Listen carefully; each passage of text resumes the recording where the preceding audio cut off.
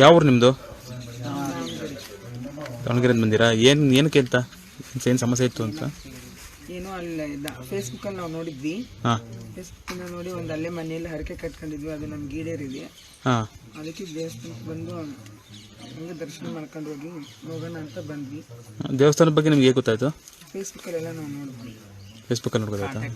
Phone ಮಾಡಿದ್ವಿ, phone switch off ಅಂತ ಆಮೇಲೆ ಅಡ್ರೆಸ್ ತೊಗೊಂಡು ನಾವು ಬಂದ್ವಿ. ದೇವಸ್ಥಾನದ ಬಗ್ಗೆ ಏನು ಅನಿಸುತ್ತಮ್ಮ?